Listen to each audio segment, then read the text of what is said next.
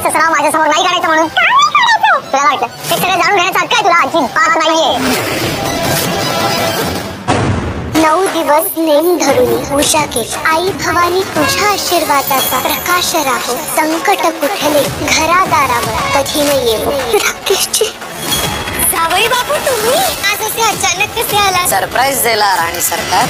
म्हणजे राकेशची राजे. इथे आता अर्णव पाटील बरोबर फोनवरती बोलत असतो तेव्हा अर्णवला खूपच मोठी धक्कादायक अशी बातमी समजलेली असते.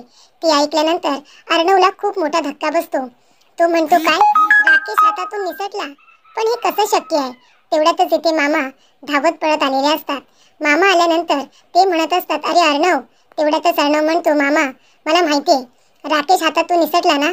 तेव्हा मामा म्हणतात हो ना रे. तेव्हा अर्णव म्हणत असतो पण असा कसा हातातून निसटला? पाटीलने एवढी फिल्डिंग लावली होती, इतकी माणसं त्याच्या पाठीमागे त्याला पकडण्यासाठी लावली होती आणि तो इतक्या माणसांना चकवा देऊन त्यांच्या हातातून निसटला. हे कसं शक्य आहे मामा? तेव्हा इथे मामा म्हणत असतात अर्णव हे बघ काहीही होऊ दे पण तू या सगळ्याचं टेन्शन घेऊ नकोस. हे बघ अरे तो आता घाबरलाय. तो कुठेतरी आहे ना तोंड लपवण्यासाठी लपून बसत असेल. मला माहिती आहे ना त्याचं पित्तळ उघडं पडू नये ना म्हणून तो कुठेतरी लपून बसला असेल.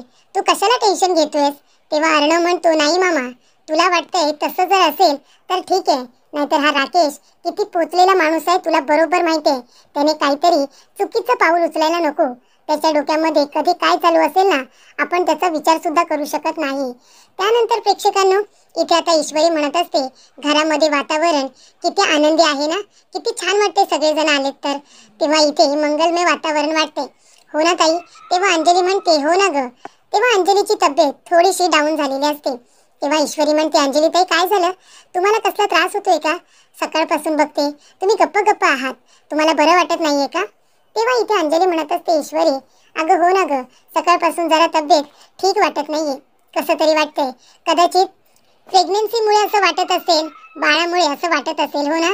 तेव्हा ईश्वरी म्हणते आणि कसं आहे बाळाचे बाबा भरपूर दिवस आले नाही आहेत ना, खूप दिवस झाले. बाळ सुद्धा मिस करत असेल ना त्याच्या बाबांना, हो की नाही? तेव्हा अंजली म्हणत असते हो ना ग बाळ मिस करते त्याच्या बाबांना, पण बाबांना कुठे बाळाची आठवण येते? बघ ना किती दिवस झाले लोकांच्या मदतीलाच लागलेले आहेत, त्यांची आठवण येते त्यांना, पण इथे बाळाची आठवण येत नाहीये. किती दिवस झाले तरी सुद्धा घरी येत आहेत का? त्यानंतर प्रेक्षकांनो इथे आता अंजली आणि ईश्वरी दोघेही जण एकाच व्यक्तीबद्दल बोलत असतात. पण इथे ईश्वरीला तर माहितीच नाहीये की राजेश हाच राकेश आहे म्हणून. त्यानंतर प्रेक्षकांनो वल्लरी उठलेली असते. आता वल्लरी इथे हातामध्ये मडकं घेऊन खेळ खेळत असते. तेव्हा इथे आकाश सगळ्यांचा व्हिडिओ तयार करत असतो. वल्लरी त्याला खुणावते आणि म्हणते की माझा व्हिडिओ अगदी व्यवस्थित तयार कर. तेव्हा इथे मामा म्हणत असतात की अर्णव मला काय वाटतं त्याला घरी यायची ना आता भीती वाटत असेल, कारण त्याला वाटत असेल की ईश्वरी सुद्धा इथे आणि अंजली सुद्धा. अंजलीला जर सत्य समजलं तर त्याचं पित्तळ उघडं पडेल ना, म्हणून कदाचित तो पळून गेला असेल. त्याची हिंमतच नाहीये रे आता एवढी की तो घरी येईल. तू नको काळजी करू, तो आता इथे परत येणार नाही. तेव्हा अर्णव म्हणतो नाही मामा, ज्या अर्थी तो राकेश आता मुंबईमध्ये परत आलाय ना, अचानकपणे तो दिसतो काय, आपल्या माणसांच्या हातातून निसटतो काय, हा योगायोग असू शकत नाही. नक्कीच या सगळ्याच्या मागे त्या राकेशची काहीतरी प्लॅनिंग असू शकते. उगाचच तो लगेच आता परत आलेला नाहीये. इतके दिवस तो गायब झाला होता आणि इथे सडनली तो आपल्याला मुंबईमध्ये दिसला. मला तर असं वाटतं की या सगळ्याच्या मागे ना नक्कीच त्याचं काहीतरी प्लॅनिंग असेल. आपण त्याला इतकं हलक्यात घ्यायला नको मामा. त्याच्या डोक्यात आणि मनात काय चाललंय ना याचा आपण अंदाज सुद्धा घेऊ शकत नाही. नक्की त्याचा हेतू काय आहे हे आपल्या लक्षात आलं पाहिजे. पण काहीही झालं तरी सुद्धा तो इथे आला नाही पाहिजे असं अर्णव म्हणत असतो. तेव्हा प्रेक्षकांनो इथे आता ईश्वरीला एक ओवी म्हणायला सांगितलेली असते. ईश्वरी उभी राहते तेव्हा वल्लरी आणि त्याचबरोबर आजी दोघी सुद्धा तिच्याकडे वर खाली बघायला लागतात, कारण त्या दोघींना सुद्धा ईश्वरीचा राग येत असतो. त्याच्यानंतरला इथे ईश्वरी उभी राहते आणि देवी आईकडे बघते आणि म्हणत असते की तुझी मनोभावे पूजा केली, उपास तपास केले, आता सगळं काही व्यवस्थित होऊ दे. घरावरती कुठलेही विघ्न येऊ देऊ नकोस, येणारं विघ्न दूर जाऊ दे असं ईश्वरी म्हणते. आणि तेवढ्यातच दारात उभा राहिलेला असतो तो म्हणजे राकेश. राकेश त्या ठिकाणी आलेला असतो. तेव्हा प्रेक्षकांनो इथे आता अर्णव मामाला म्हणत असतो की मामा काही झालं ना तरी सुद्धा तो राकेश इथे नको यायला, कारण त्याच्या मनामध्ये आता बदल्याची भावना सुद्धा आली असेल. त्याला अंडर एस्टिमेट करायला नको. तेवढ्यातच इथे आता पाटीलचा फोन आलेला असतो अर्णवला आणि त्याला माहिती मिळालेली असते. अर्णव म्हणतो काय तो राकेश इथे आलाय माझ्या घरी? तेव्हा प्रेक्षकांनो, अर्णव आणि मामाच्या पायाखालची जमीनच सरकलेली असते. तेव्हा ईश्वरी इथे हातामध्ये मडकं घेऊन खेळ खेळत असते आणि दारामध्ये उभा राहिलेला असतो तो राकेश. राकेश आपल्या ईश्वरीकडे बघतोय आणि त्याच्या मनामध्ये आता बदल्याची भावना तर आहेच, पण इथे एक विचित्र भावना आहे, ती म्हणजे ईश्वरी बद्दलची. तो जो इतकी मोठी रिस्क घेऊन आलाय राजे शिर्केंच्या घरामध्ये, फक्त आणि फक्त ईश्वरीसाठी आलेला आहे. त्यानंतर प्रेक्षकांनो, इथे आता राकेशच्या हातामध्ये मडकं असतं आणि तो सुद्धा बायकांप्रमाणे गोल गोल फिरत असतो. तेव्हा ईश्वरीला संशय येतो की इथे या बायकांमध्ये हा जेंट्स माणूस कोण बरं घुसला असेल. तेव्हा तिचं लक्ष त्याच्याकडे जातं. सगळेजण इथे आता राकेशकडेच बघत असतात. नेमका हा माणूस आहे तरी कोण? सगळ्या बायका गोल फिरत असल्यामुळे धूर झालेला असतो. त्याचा चेहराही स्पष्टपणे दिसत नसतो. आकाश, अंजली, वल्लरी सगळेजण टोकून टोकून त्या माणसाकडे बघत असतात. कोण बरं असेल हा माणूस? तेव्हा प्रेक्षकांनो, कुणालाही त्याचा चेहरा स्पष्टपणे काही दिसत नसतो. सगळेजण बघत असतात आणि तेव्हा प्रेक्षकांनो, इथे ईश्वरी आता उभीच राहते. राकेश सुद्धा मागे जाऊन उभा राहतो. समोर आधी चेहऱ्याच्या मडकं घेतो आणि नंतरला ते मडकं बाजूला करतो. तेव्हा इथे दिसतो तो राकेशचा चेहरा. राकेशला तिथे बघितल्यानंतर ईश्वरीच्या पायाखालची जमीनच सरकते. ईश्वरी पूर्णपणे घाबरते. तिला असं वाटतं की राकेशजी इथे तिच्या संसारामध्ये ढवळाढवळ करायला आलेत की काय, असं तिला वाटलेलं असतं. तेव्हा ती राकेशला बघून इतकी घाबरते की तिची बोलतीच बंद होते, चेहरा उतरतो. आणि तेव्हा प्रेक्षकांनो, ती म्हणत असते की राकेशजी तुम्ही इथे. आणि तेव्हा प्रेक्षकांनो, मामी उभी राहते आणि ईश्वरीच्या मागे मामी म्हणत असते की जावई बापू तुम्ही आलात. तेव्हा अंजलीला खूपच जास्त आनंद होतो. अंजली उभी राहते आणि म्हणते, अहो राजेश तुम्ही आलात का? तेव्हा ईश्वरी मागे वळून आता अंजलीकडे बघते. अंजलीला जेव्हा ती ऐकते राजेश बोलताना, तेव्हा तिला आश्चर्य वाटतं. आपल्या बरोबर किती मोठा धोका झालाय याची जाणीव तिला आत्ता झालेली असते. तेव्हा इथे अंजली जाते आणि राकेशला मिठी मारते आणि म्हणते, अहो तुम्ही अचानक कसे काय आलात? तेव्हा ईश्वरी त्यांच्याकडे बघतच राहते. तेव्हा ईश्वरीला आठवत असतं तिचे बाबा म्हणालेले असतात की इशू बेटा, राकेशजी आणि तुझ्या लग्नाचा विचार आम्ही करतोय. तुमच्या दोघांच्या लग्नाबद्दल बोलण्यासाठीच मी इथे आलोय.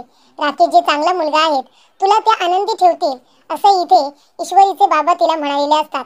तेव्हा आता ईश्वरीला त्या सगळ्या गोष्टी आठवत असतात. राकेश तिच्याकडेच बघत असतो. अंजली म्हणत असते, अहो तुम्ही अचानक कसे काय आलात?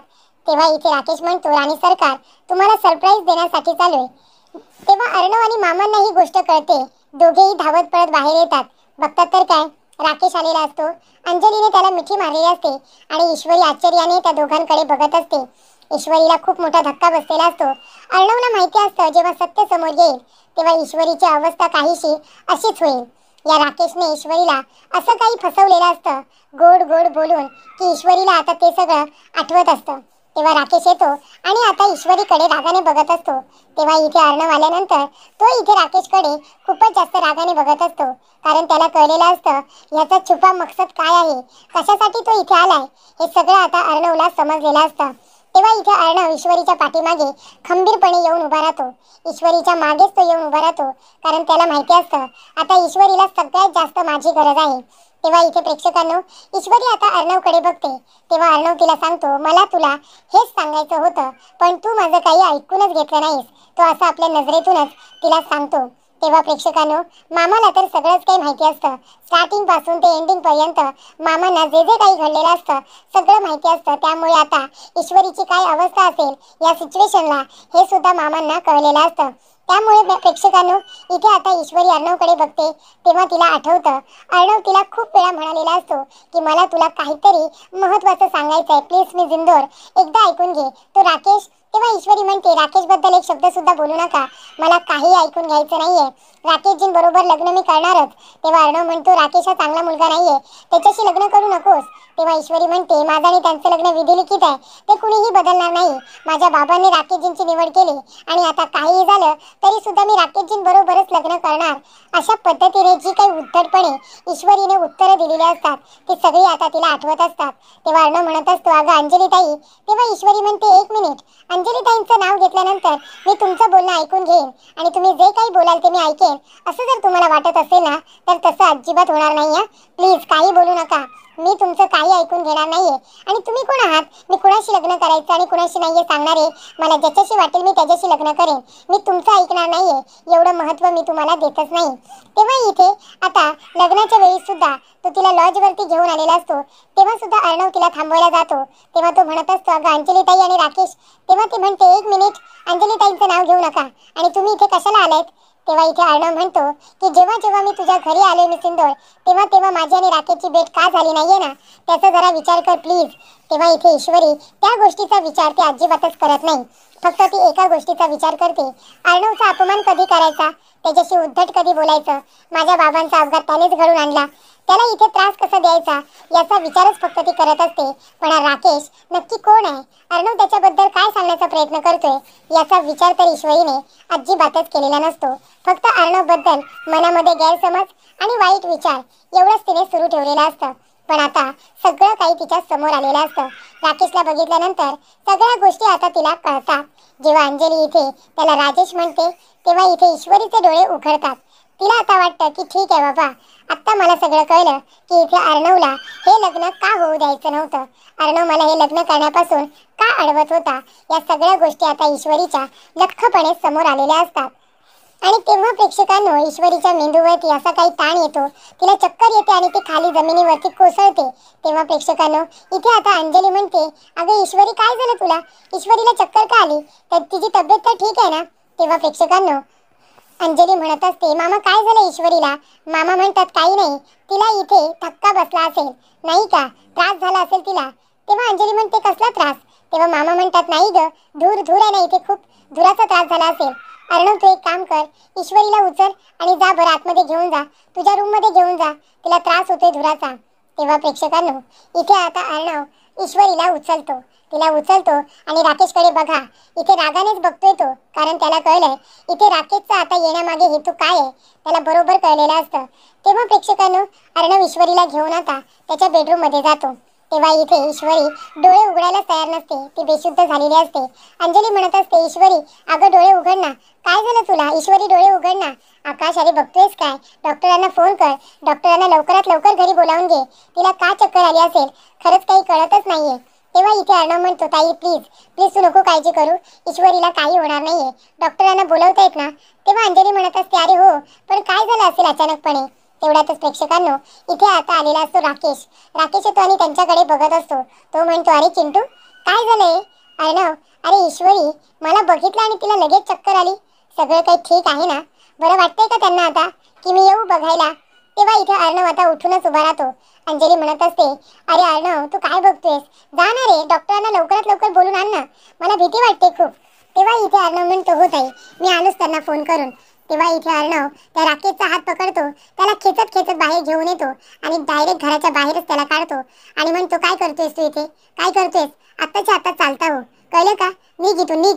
तेव्हा इथे राकेश म्हणत असतो अरे काय चिंटुकल्या, मला घरातून बाहेर काढतोयस तू आणि कुठे जायचंय मी, अरे हेच तर घर आहे माझं, मी इथेच राहतो ना तुझ्या ताई बरोबर, मग तू मला इथून जायला सांगतोयस, खरंच मी जाईन का इथून. तेव्हा इथे अंजली आता ईश्वरीला शुद्धीवरती आणण्याचं काम करत असते. अर्णवने सुद्धा तिच्या तोंडावरती पाणी वगैरे मारलेलं असतं, पण ती अजिबात डोळे उघडत नाही. तेव्हा प्रेक्षकांनो इथे आता अर्णव म्हणत असतो तू का आलायस इथे मिसिंदोरला त्रास द्यायला. तेव्हा इथे राकेश म्हणतो अरे इथे यायचं नव्हतं रे मला, पण कसं आहे ना काही गोष्टी खेचत आपल्याला इथे घेऊन येतातच, जशी की माझी इंदोरी जिलेबी. अर्णव म्हणतो एक मिनिट, तिचं नाव सुद्धा तोंडातून घ्यायचं नाही, बिलकुल तिचं नाव तोंडात घ्यायचं नाही आणि तिच्यापासून लांब राहायचं. जर तिच्या आजूबाजूला तरी फिरकलास ना तरी सुद्धा माझ्यापेक्षा वाईट कुणीही नसेल, ही एक गोष्ट तू लक्षात ठेव. तेव्हा राकेश म्हणत असतो काय रे चिंटुकल्या, तुला काय वाटलं मी इथे का आलोय, फक्त शांतपणे तुझ्याकडे बघत बसायला, तू जो काही गेम केलायस ते बघायला आलोय मी इथे, अप्रिशिएट करायला आलोय मी, तुला इथे आता चेतावणी द्यायला आलोय की इथे गेम तू सुरू केला असशील पण त्याचा शेवट मात्र मिक्स करणार. अरे आताचा फक्त इंटरव्हल झालाय रे, अजून बाकीचा पिक्चर तर बाकी आहे, आता फक्त टॉस झालाय, बाकीची क्रिकेट मॅच पूर्णपणे बाकी होती, आता टॉस तू जिंकलास म्हणून बाकीची मॅच तू जिंकणार आहेस असं नाही ना, आता मी आलोय, आता माझी इंदोरी जिलेबी आणि मी. तेव्हा अर्णव म्हणतो तिचं नाव जरी तोंडात घेतलंस ना तरी सुद्धा तुझी जीभ कापून टाकेन ना, तुला कापून टाकेन. तेव्हा राकेश म्हणतो, काय रे अर्णव, कापून टाकेन, मारून टाकेन, इतकं सोपं आहे का ते? तू मला मारून टाकशील आणि मग तुझी जी बहीण आहे, ती मूर्ख बहीण, ती विधवा होणार नाही का मला मारल्यानंतर? अरे जरा तरी विचार कर. आता या घरामध्ये आलोय मी अर्णव, आणि का आलोय तुला कळलंच असेल ना. खेळायला आता मज्जा येईल. मी कुठे जाणार आहे? हेच तर घर आहे ना माझं. आज ना उद्या मला इथे परत यायचंच होतं, पण आता आहे ना समोरासमोर खेळायला मज्जा येईल. जे डावपेच तू नंतर खेळत होतास मला त्रास देण्यासाठी, आता ते समोरासमोर खेळूया ना. बघूया कोण जिंकणार आहे ते गेम. हे बघ, तुला असं वाटत असेल की बाजी सगळी तुझ्या हातामध्ये आली, पण तसं काही नाही आहे. अजून खूप खेळ बाकी आहे. आता तर फक्त सुरुवात झाली आहे. बाकीचा गेम सगळ्याच्या सगळा बाकी आहे. कळतंय का तुला चिंटुकल्या? आता तुझ्या समोर खेळायला आहे ना खूपच जास्त मज्जा येईल. त्यानंतर प्रेक्षकांनो, इथे आता अर्णव विचारात बसलेला असतो. राकेशला बघितल्यानंतर ईश्वरीला चक्कर येते. त्यामुळे इथे ईश्वरीला किती त्रास झाला असेल या गोष्टीचा, याची जाणीव बरोबर अर्णवला असते. ते सगळं आता अर्णवला आठवत असतं. तेव्हा प्रेक्षकांनो, इथे आता ईश्वरीला आलेली चक्कर, तिला बसलेला धक्का, या सगळ्या गोष्टी आता अर्णवला आठवत असतात आणि अर्णव शांतपणे बसलेला असतो.